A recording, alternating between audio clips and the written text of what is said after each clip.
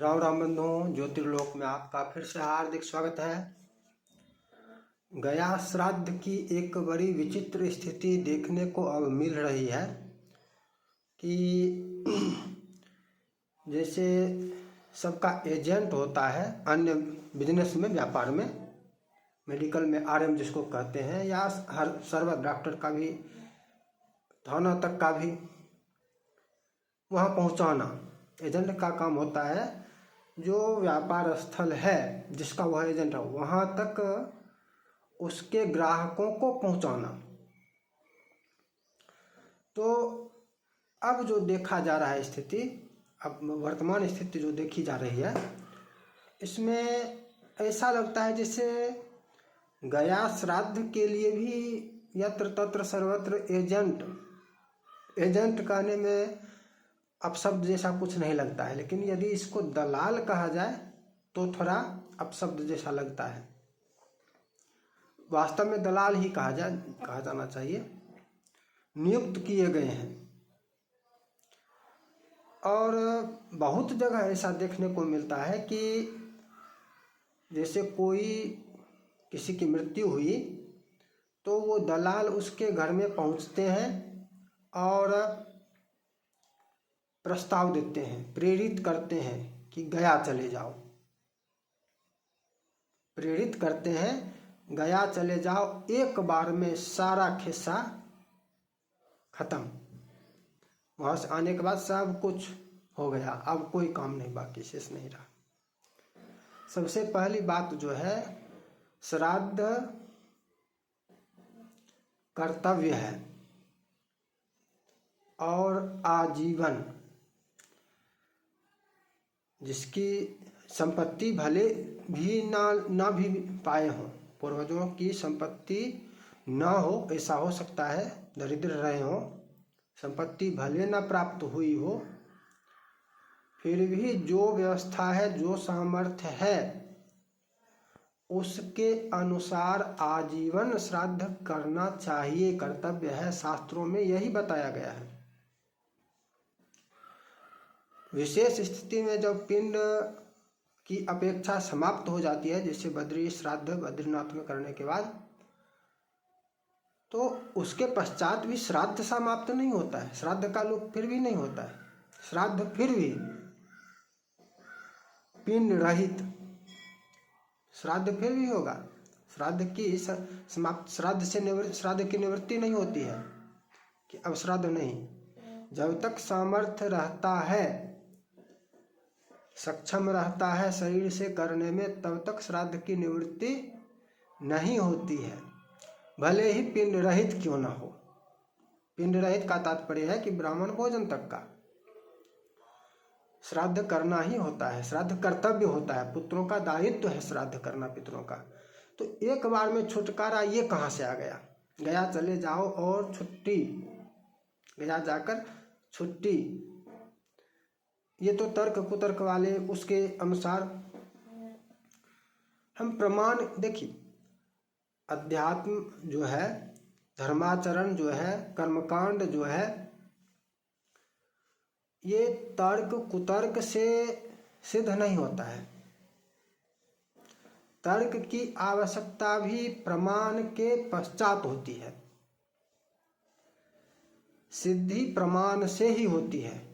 कर्तव्य अकर्तव्य, कर्तव्य अकर्तव्य जो भी है, उसकी सिद्धि, कोई भी निर्णय शास्त्रों के प्रमाण से होता है। जैसे एक उदाहरण, भीष्म पितामह जब श्राद्ध कर रहे थे अपने पिता शांतनु का, तो श्राद्ध के समय पिंडदान जब करने लगे तो शांतनु का हाथ पृथ्वी से बाहर निकल गया और आकाशवाणी हुई कि मेरे हाथ में ही पिंड दे दो। उन्होंने कहा ऐसा तो नहीं है। फिर आकाशवाणी हुई, शास्त्रों में ऐसा नहीं है। तो फिर आकाशवाणी हुई, शास्त्रों में जो भी है मेरे लिए ही है ना, पितरों के लिए ही है, पितरों की ही प्राप्ति होगी। जब मैं मेरा हाथ पहचान रहे हो, कंगन इत्यादि से पहचान गए, जब तुम मेरे हाथ को पहचान रहे हो तो प्रत्यक्ष मुझे दे दो, मुझे प्रत्यक्ष दे दो। पिंड वेदी पर क्यों पिंड दोगे? फिर भी उन्होंने कहा, भीष्म पितामह ने, कि ऐसा शास्त्र का प्रमाण नहीं है। शास्त्र का प्रमाण है कि वेदी पर ही पिंड पड़ेगा, वेदी पर कुशा, कुशा के ऊपर पिंड। शास्त्र का यही प्रमाण है और शास्त्र का उल्लंघन मैं नहीं करूँगा। उन्होंने वैसा ही किया और पिता प्रसन्न हो गए। पिता ने कहा कि मैं आकाशवाणी हुई, मैं तुम्हारी परीक्षा ले रहा था, तुम्हारे ज्ञान की परीक्षा ले रहा था। यदि तुम मेरे हाथ में पिंड दे देते तो वो मुझे प्राप्त नहीं होता। शास्त्रों में श्रद्धा, विश्वास, धर्माचरण हेतु अनिवार्य है। और क्या सिद्ध हुआ कि प्रमाण जो है वही निर्णय करेगा, निर्णय उसी से होगा, प्रमाण के विरुद्ध निर्णय नहीं होगा। तो इस विषय में प्रमाण क्या कहता है? प्रमाण पर आने से पहले गया श्राद्ध को थोड़ा सा समझने का प्रयास करेंगे। तीर्थ श्राद्ध है या कोई भी गया श्राद्ध हो, अथवा ये पितृपक्ष इत्यादि में जो श्राद्ध हो, पार्वन, सभी श्राद्ध पितरों का होता है, पितरों का, समझिएगा। और किसी की मृत्यु पर जो श्राद्ध किया जाता है वह प्रेत का श्राद्ध होता है। प्रेत षोडश श्राद्ध कहा जाता है। प्रेतत्व निवृत्ति के लिए कहा जाता है। एकादशाह के दिन, द्वादशाह के दिन, सपिंडीकरण पर्यंत ये श्राद्ध जो है यह प्रेत का श्राद्ध होता है। श्राद्ध में अंतर समझ लीजिए। यह किसका श्राद्ध है? प्रेत का श्राद्ध है। और पितरों का श्राद्ध इससे भिन्न होता है। पितरों का श्राद्ध प्रेत श्राद्ध से भिन्न होता है। पितर एक का श्राद्ध नहीं होता है, पितरों में एक का नहीं होता है। पितरों में अनेक, 3 पितर होते हैं। प्रेत में एक का होता है, एकोदिष्ट इसीलिए कहा जाता है। प्रेत कब तक? अब प्रश्न है, प्रेत कब तक? श्राद्ध करने तक, सपिंडीकरण तक, 13वें दिन तक, कब तक प्रेत? देखिए, श्राद्ध का अपकर्षण किया गया है समय की व्यवस्था के अनुसार। श्राद्ध वर्ष पर्यंत होता है, श्राद्ध का काल वर्ष पर्यंत है। और प्रेतत्व की निवृत्ति वर्ष के उपरांत होती है। श्राद्ध भले ही 12 दिन में कर लिया गया हो, कर लिया जाए। वार्षिक श्राद्ध भी अपकर्षित करके 13वें दिन ही किया जाए, क्योंकि यह भी अधिकांशतः करने लगे हैं। ठीक है, श्राद्ध तो कर लिए। तो इसका तात्पर्य यह हुआ यह कि ये एक तरह से पाथेय के समान हो गया। जैसे ट्रेन में जाते हैं, यात्रा पर जाते हैं, और 3 दिन की यात्रा यदि है, ये अलग बात है कि ट्रेन में अब आपको भोजन मिल जाता है, वहीं से खरीद रुपया देकर ले लेंगे। लेकिन जब ऐसी व्यवस्था नहीं थी, अभी भी मान लीजिए यदि ऐसी व्यवस्था नहीं हो, फिर भी और है तब भी बहुत सारे लोग घर से भोजन लेकर ट्रेन में यात्रा करते हैं। तो भोजन जिस समय बनाते हैं, ले जाते हैं, क्या उसी समय भोजन करते हैं, या जब आवश्यकता होती है, ट्रेन में जब भूख लगती है तब करते हैं? जब आवश्यकता होती है तब करते हैं। तो यह 11वें 12वें दिन जो श्राद्ध किया जाता है, इसका तात्पर्य वही है कि भोजन थमा दिए, ट्रेन चल पड़ी। अब ट्रेन में जहाँ आवश्यकता होगी, जहाँ भूख लगेगी, वहाँ वह भोजन प्राप्त करेंगे, उसका पान करेंगे, भोजन करेंगे, उपभोग करेंगे। जहाँ आवश्यकता होगी वहाँ। आपने यदि गरुड़ पुराण सुना होगा तो गरुड़ पुराण में 16 पुर बताए गए हैं और सब में विश्राम होता है, और हर सर्वत्र सभी विश्राम में उनके भोजन की व्यवस्था होती है। इसीलिए षोडश श्राद्ध होता है। षोडश पुर है, षोडश श्राद्ध है, दोनों में यही संबंध है। तो क्या तात्पर्य हुआ? तात्पर्य यह हुआ कि प्रेतत्व की निवृत्ति नहीं होती है। वाक्य प्रयोग मात्र के लिए सपिंडीकरण के पश्चात आगे का जो उत्सर्ग हो वहां पर प्रेत सब पद का त्याग कर दिया जाता है। सपिंडीकरण के पश्चात आगे का जो उत्सर्ग आदि कर्म होता है तो वहां पर मृतक के लिए प्रेत पद का प्रयोग नहीं किया जाता है, क्योंकि ये उससे आगे की क्रिया है। इसलिए तो प्रेत पद का प्रयोग नहीं किया जाता है, किंतु इसका तात्पर्य यह नहीं है कि प्रेतत्व की निवृत्ति हो गई। प्रेतत्व की निवृत्ति एक वर्ष के पश्चात ही होती है, सीधी सी बात है। प्रेतत्व की निवृत्ति 1 वर्ष के उपरांत, उससे पहले नहीं। श्राद्ध भले ही कर लिया गया, वो उसी प्रकार से जैसे ट्रेन में भोजन ले जाते हैं और जहाँ पर भूख लगता है 5 स्टेशन 10 स्टेशन 20 बाद वहाँ पर भोजन करते हैं, ये उसी प्रकार से है कि श्राद्ध कर दिया गया, भोजन बनाकर दे दिया गया। अब जहाँ जहाँ जब पूर्व में 16 पूर्व में विश्राम होगा तब तक अपना उसको ग्रहण करेंगे। उस प्रकार से है। प्रेतत्व की निवृत्ति होती है नहीं। प्रेतत्व की निवृत्ति कब होगी? वर्ष के पश्चात। अब आगे, जब तक प्रेत योनि में रहेंगे तब तक क्या पितरों का श्राद्ध नहीं होगा, क्योंकि मृतक भी पितर बनेंगे। और पहला श्राद्ध जो किसी की मृत्यु के बाद जो पितरों का श्राद्ध होगा पहला, उसमें उस मृतक का श्राद्ध होना भी अनिवार्य है। जब तक वह पितर श्रेणी प्राप्त नहीं करेगा मृतक, तब तक पितरों का श्राद्ध नहीं होगा। इसी कारण से प्रथम वर्ष पितृपक्ष का श्राद्ध भी नहीं होता है, निषेध है। प्रथम वर्ष किसी की मृत्यु के पश्चात वर्ष के मध्य में यदि जो पितृपक्ष आ रहा हो, उस पितृपक्ष में पितरों का श्राद्ध नहीं होता है, उसका भी निषेध है। आगे गरुड़ पुराण सभी पुरोहित वर्गों ने सुना होगा, समझा होगा, पढ़ा होगा। गरुड़ पुराण में ही है, तीर्थ श्राद्धम गया श्राद्धम श्राद्धमन्यच्च पैतृकम अब्द मध्ये न कूर्वीत माता गुरु विपत्तिषु। गरुड़ पुराण का है। तीर्थ श्राद्धम, तीर्थ श्राद्ध, गया श्राद्ध के अतिरिक्त अन्य तीर्थ, गया श्राद्धम, गया श्राद्ध तीर्थ श्राद्ध भी है, और विशेष महत्व होने के कारण इसकी पृथक चर्चा भी होती है। गया श्राद्ध तीर्थ श्राद्ध की श्रेणी में भी आता है।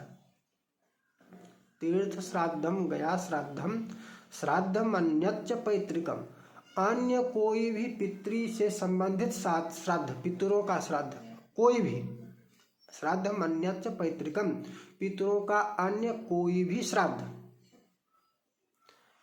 अब्द मध्ये न कूर्वीत, अब्द का अर्थ यहाँ पर यदि वार्षिक श्राद्ध लेंगे और वार्षिक श्राद्ध का अपकर्षण कर लिया गया है 13वें दिन, और यह माना जाए कि 13वें दिन वार्षिक श्राद्ध का अपकर्षण हो गया, यानी 14वें दिन के पश्चात कभी भी जा सकते हैं, यदि यह अर्थ भी लिया जाए, मान लेते हैं यही अर्थ एक बार को मान लेते हैं, पहले आगे नहीं मानेंगे, अभी मान लेते हैं, मान लिया जाए, तो भी गया श्राद्ध कैसे होगा? तो भी 14वें दिन के पश्चात ही गया श्राद्ध होगा ना। यदि 13वें दिन गया जाकर जो प्रेत श्राद्ध किया गया, तो प्रेत श्राद्ध के उपरांत वार्षिक श्राद्ध 13वें दिन, उसके बाद चलो वार्षिक श्राद्ध हो गया, अब्द का अर्थ वार्षिक श्राद्ध ले लिया, ठीक मान लिया। तो अब क्या, अब 14वें दिन अब्द पूर्ति हो गई तो मान लिया के अनुसार, तो 14वें दिन ही तो गया श्राद्ध तब भी हो सकता है। फिर भी समझने का प्रयास कीजिए, यदि मान भी लिया कि वार्षिक श्राद्ध ही अब्द का तात्पर्य है, तो भी गया श्राद्ध कब होगा, कब किया जाएगा, तो भी 14वें दिन से पहले नहीं। करते क्या है? अच्छा, इसमें और भी कहा गया है माता गुरु विपत्तिषु या महागुरु विपत्तिषु। चाहे विपत्ति भी क्यों ना हो, माता का भी क्यों ना हो, गुरु का भी क्यों ना हो, विपत्ति भी क्यों ना हो, पितरों का श्राद्ध वर्ष मध्य में नहीं। इसका एक विपरीत अर्थ भी होता है कि पिता की मृत्यु के पश्चात माता की भी मृत्यु हो जाए तो, गुरु की तो, या विपत्ति तो इसका एक विपरीत अर्थ भी यहाँ पर निकल जाता है कि ऐसी स्थिति में किया जा सकता है। कैसे? इसका तात्पर्य क्या, इसका तात्पर्य समझते हैं। विपरीत अर्थ होने, दूसरा अर्थ लेने पर कि माता का श्राद्ध कर रहे हैं, ठीक, तो ये सब सपिंडीकरण से जुड़ा हुआ है। पहले पिता की मृत्यु हुई, पिता का श्राद्ध हो गया, अब क्या, माता का सपिंडीकरण कहाँ, किससे, ये अपवाद की चर्चा है। अपवाद बता दिया गया कि अपवाद कैसे होगा। तो माता का सपिंडन पिता के साथ होगा, तो क्या पितर श्रेणी में आ गए, तो क्या पिता पितर श्रेणी में आ गए? नहीं, ये अपवाद हो गया, अर्थात इसको अलग कर दिए कि नहीं, उस स्थिति में पिता के पितर रूप में सपिंडीकरण संबंधी श्राद्ध होगा, क्योंकि सपिंडीकरण पिता पितामह प्रपितामह से होगा। पिता पितामह प्रपितामह के साथ माता का सपिंडीकरण होगा। तो इस कारण से ये अपवाद में चला गया कि ये होगा। गुरु, अब यदि गुरु का कार्य का श्राद्ध बीच में आ गया, पिता के श्राद्ध के पश्चात बीच में गुरु का श्राद्ध आ गया, मतलब शिष्य को ही गुरु का भी श्राद्ध करना हो, इसका कई अर्थ होता है। जैसे श्राद्ध करने के लिए गृहस्थ में चले आए ब्रह्मचारी, अथवा अन्य अनेक प्रकार हैं, और पुनः चले गए, तो उस स्थिति में क्या होगा, गुरु, उस स्थिति में गुरु की भी मृत्यु हो गई, गुरु का श्राद्ध करना है, तो उस समय भी गुरु का भी श्राद्ध किया जाएगा, होगा।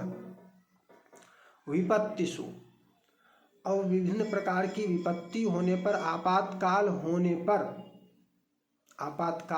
पर किया जा सकता है। लेकिन क्या किया जा सकता है?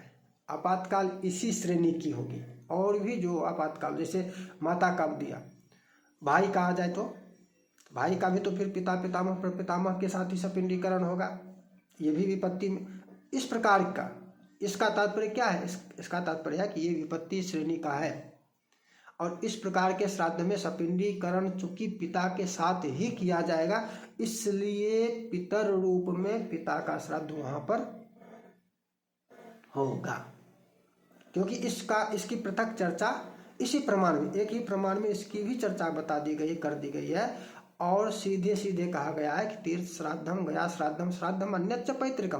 तीर्थ श्राद्ध हो, गया श्राद्ध हो, या पितरों से संबंधित कोई भी श्राद्ध हो, अपवाद को छोड़कर, जो अपवाद अभी हमने समझने का प्रयास किया, माता गुरु विपत्तिषु, तो इसको छोड़कर नहीं होगा। अब्द मध्य न पूर्वित, वर्ष के मध्य में न करे।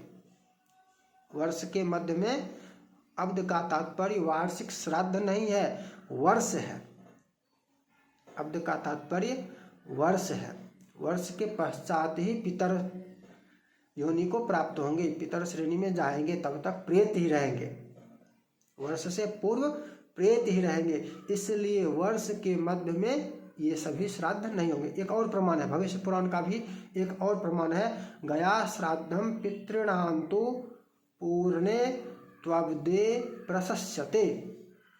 पितरों का गया श्राद्ध अब्द पूर्ण होने के बाद प्रशस्त है, प्रशस्त होता है, करना चाहिए। अनेकों प्रमाण और भी हैं। सीधी सी बात क्या आ रही है कि वर्ष के मध्य में गया श्राद्ध, तीर्थ श्राद्ध इत्यादि पितरों से संबंधित श्राद्ध नहीं, न करे। और पितृपक्ष में भी पितरों का श्राद्ध होता है, इसलिए प्रथम वर्ष पितरों का श्राद्ध पितृपक्ष में भी न करे। समझ में चर्चा आ रही होगी, हमारा ऐसा लगता है। हम ऐसा प्रयास करते हैं कि समझ में सरलता से आ जाए। फिर भी यदि समस्या हो तो इस विषय से संबंधित प्रश्न आप इस वीडियो में टिप्पणी करके दे सकते हैं। तो अब कहाँ पहुँचे हम? अब पहुँचे कि वर्ष मध्य में पितरों का श्राद्ध नहीं होगा। इससे पहले हमने मान लिया से कहाँ पहुँचे थे कि 14वें दिन होगा। मान लिया वार्षिक श्राद्ध ही अब्द का अर्थ है। तब गया श्राद्ध कब? गया में जाकर जो श्राद्ध किया जाता है, तो गया जाकर एकादशा करे, द्वादशा करे, 13वें दिन वार्षिक श्राद्ध करे। वार्षिक श्राद्ध तो द्वादशा के दिन संभव नहीं है, नहीं होगा, नहीं करेगा। और वार्षिक श्राद्ध जब करेगा तो फिर एक दिन में 2 श्राद्ध नहीं हो सकता है। गया श्राद्ध फिर भी नहीं होगा। मान लिया के अनुसार, मान लिया, मान नहीं रहे हैं, मान लिया समझने के लिए। कब? तो भी गया का श्राद्ध 14वें दिन, 15वें दिन, उससे आगे बढ़ता रहेगा। मान लिया पर भी 14वें दिन से जो 16 दिन का, 17 दिन का जो श्राद्ध होता है वह उतना अपना चलता रह सकता है। 1 दिन में करे, 2 दिन में करे, 3 दिन में करे, 4 दिन, जितना करे। लेकिन 14वें दिन से पहले फिर भी गया श्राद्ध नहीं हो सकता है। अब गया श्राद्ध क्या है या तीर्थ श्राद्ध क्या है?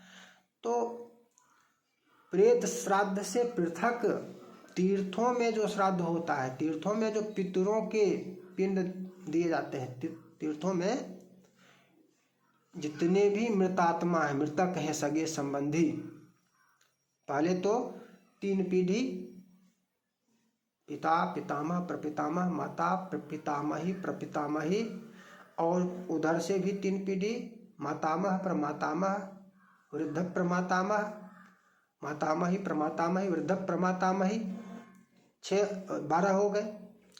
इसके अतिरिक्त भी अन्य जो भी कोई सगा संबंधी हो, जो भी संबंधी मृत हो, मामा, दीदी, मौसा, मौसी, पेशा, फूफा, भाई, बंधु, बहन, कोई भी संबंधी जो मृतक हो, उन सब का भी तीर्थों में श्राद्ध होता है। तीर्थ श्राद्ध का क्या तात्पर्य है कि उस तीर्थ में सबका, सभी मित्रों तक का भी, मित्रों का भी होता है। अब ये मित्रों में जिससे घनिष्ठता हो, सभी मित्रों का, सबको मित्र कह दिए तो सबका नहीं हो जाएगा। जैसे राम और सुग्रीव की मैत्री थी तो राम सुग्रीव के लिए भी पिंडदान करते। तो तीर्थ में सबका श्राद्ध होता है। अब क्या अर्थ हो रहा है? करने क्या गए हैं? मृतक का श्राद्ध। तीर्थ श्राद्ध में क्या होता है? सभी पितरों का श्राद्ध। क्या होता है? पितर श्राद्ध, पितरों का श्राद्ध। तीर्थ में क्या होता है? पितरों का श्राद्ध। मृतक का श्राद्ध अलग है, पितरों का श्राद्ध अलग है। जो मृतक है वह 1 वर्ष के पश्चात पितर योनि में जाएगा, पितर श्रेणी में गिना जाएगा, गण्य होगा। उसका श्राद्ध जब वह पितर श्रेणी में चला जाए, अर्थात अब्द के पश्चात 1 वर्ष के पश्चात ही होगा। तब तक उसका पितर कहकर श्राद्ध नहीं होगा। स्वधा शब्द उसके लिए उच्चारित। अब आइए आगे। मृतक के लिए 1 वर्ष के मध्य में स्वधा शब्द का उच्चारण नहीं होगा। अपवाद को छोड़कर, अपवाद क्या था? अपवाद था माता। माता के श्राद्ध में पिता के लिए वर्ष के मध्य में भी तो स्वधा का उच्चारण होगा। इसकी गिनती, इसका उल्लेख तो प्रमाण में ही कर दिया गया। यह प्रश्न लोगों के मन में आएगा, प्रमाण में इसका उल्लेख ही है, तो इस प्रश्न का उत्तर स्वतः प्रमाण ही दे रहा है। तो वो अब कर नहीं सकते स्वधा का उच्चारण, तो फिर वहाँ पर कैसे संभव है? प्रमाण विरुद्ध कर्म वहाँ पर कैसे कर सकते हैं? कैसे किया जाता है? वहाँ पर क्या किया जाता है, क्या किया जाता है, यह भी समझ लीजिए। वहाँ पर 12वें दिन सब क्रिया समाप्त। वहाँ पर गया में पहले तो खोड़स श्राद्ध, सपिंडीकरण इत्यादि जो भी है वार्षिक, और फिर जो भिन्न भिन्न स्थानों पर ढेरों पिंड देने की बात आती है, तो वो सभी जगह 12वें दिन टाटा बाय बाय, खत्म, समाप्त। पितर बोझ थे, उठाकर पटक दिया, जाओ आज से हमारा तुम्हारा राम सलाम। और घर आकर वही क्या करेगा? वही घर आकर फोटो टांगकर अगरबत्ती फूल माला भी दिखाएगा, फिर उनको बंदी बनाकर भी रखेगा, बांध कर भी रखेगा कि आपको हमने गया में भले ही पटक दिया हो, लेकिन आपको मैं नरक जाना हो या स्वर्ग जाना हो कहीं नहीं जाने दूंगा, आपको यहाँ रहना है, यहाँ आपको दंड, अभी आपके कुकर्म अवशेष हैं, आपने ढेरों कुकर्म किए हैं और उसका फल आपको यहाँ भोगना है, आपको मैं इस चित्र में, इस फोटो में बंदी बनाकर रखूंगा। वो भी करते हैं, दिखाने के लिए वो फोटो की पूजा करते हैं। पितरों को क्या समझे? बोझ, भार। जाकर गया क्या किया? गया में पटक दिया, भागो। ये कैसे, किस प्रमाण से होता है? किसने निर्णय दिया है? प्रश्न यह है। ये दलाल जो आ रहे हैं, सबको प्रेरित जो करते रहते हैं कि गया चले जाओ, गया चले जाओ, गया चले जाओ, बहुत लोगों को, बहुत गांव में। ये क्यों हो रहा है? ये श्राद्ध तो निष्फल हो रहा है। देखिए, गया जाकर प्रेत श्राद्ध कर सकते हैं। प्रेत श्राद्ध यदि मात्र करना हो, प्रेत श्राद्ध का तात्पर्य खोड़स श्राद्ध, नारायण बलि भी ऊपर से उसमें देना हो, जैसे दुर्मरण के लिए गया जाना है, ठीक, अपमृत्यु होने पर, तो खोड़स श्राद्ध होगा। और नारायण बलि, और हो गया। और क्या? गया श्राद्ध नहीं। गया श्राद्ध करने का तात्पर्य है गया में जो भिन्न भिन्न स्थानों पर, अलग अलग जगह पर जाकर जो पिंड दिए जाते हैं, ये क्या प्रेतशिला, ये क्या विष्णुपद, ये क्या अक्षयवट, ये क्या इत्यादि इत्यादि, वो श्राद्ध नहीं हो सकता 1 वर्ष के मध्य में। अब समझ में आ रही बात, अब समझ में आ गई होगी कि गया श्राद्ध का क्या तात्पर्य है। वो श्राद्ध 1 वर्ष के मध्य में नहीं, प्रमाण विरुद्ध है। प्रमाण कहता है नहीं होगा, नहीं करे, ना करे, ना करे, तो करते क्यों हैं? और वहाँ के जो पंडे हैं, कराने वाले हैं, वो कराते क्यों हैं? समस्या तो उनकी भी है कि वो क्यों ऐसा कर रहे हैं। यह श्राद्ध तो निष्फल है। गीता में कहा है ना, यह शास्त्र विधि मुत्सृज्य, शास्त्र विधि का त्याग करके जो भी कर्म किया जाता है वह निष्फल होता है। विधि का त्याग करके किया गया कर्म अकृत होता है, निष्फल होता है, उसमें दोष भले ही आ जाए। तो इस प्रकार का जो श्राद्ध होता है, इसमें दोष भले ही आ जाए ऊपर से, लेकिन ये निष्फल है, इसका कोई फल नहीं है, इससे कोई लाभ नहीं है। यदि मरने के पश्चात जाते हैं और 12 दिन में सब कुछ करके वापस चले आते हैं, समझ गए कि हो गया, हमारे पितर तर गए, कैसे तर गए? उस गया श्राद्ध का कोई महत्व नहीं है, कोई औचित्य नहीं है। यदि है कुछ तो उसमें दोष है, क्योंकि शास्त्र का उल्लंघन किया गया। अब्द मध्य न कोई भी, तो यह निर्देश है शास्त्र में, और अब्द मध्य में कर लिए, वर्ष मध्य में कर लिए, तो शास्त्र का उल्लंघन किए, एक दोष आ गया। वो तर नहीं गए, उनके पितर तर नहीं गए। ऐसा जो जिन लोगों ने भी किया है उन लोगों को दोबारा गया पुनः जाना चाहिए। जिन लोगों ने भी ऐसा किया है, और गया के जो पंडित पुजारी हैं, गया वाले जो हैं, उन सबको बैठक करके इस विषय में निर्णय मंथन करना आवश्यक है। इस विषय पर विशेष मंथन की आवश्यकता है। ऐसा शास्त्र विरुद्ध आचरण आप लोग कैसे कर सकते हैं? तीर्थ में आप लोग हैं, आप लोगों पर विश्वास करके ये जाते हैं कि हमारे पितर तर जाएंगे इनके आशीर्वाद से, और आप लोग शास्त्र का इस प्रकार से उल्लंघन करेंगे, शास्त्र विरुद्ध आचरण करेंगे, अपने एजेंट बैठा देंगे कि जो भी हमारा सबको बुलाओ यहीं पर एक के बार में तार देंगे। ऐसे तारक हार कैसे हो गया? कहाँ से आपको इतना सामर्थ्य कहाँ से आ गया कि आप शास्त्र विरुद्ध जाकर भी तार देंगे? आपका जो महात्म्य है, आपका जो महत्व है गया के, मेरा मान लिया जाए ब्राह्मण, मेरा महत्व कैसे, किस आधार से? शास्त्र से ही है। ब्राह्मण आपका छोड़ देते हैं, आपको बुरा लग सकता है, मैं अपने बारे में चर्चा कर रहा हूं। मेरा महत्व कैसे, किस आधार से? शास्त्र से।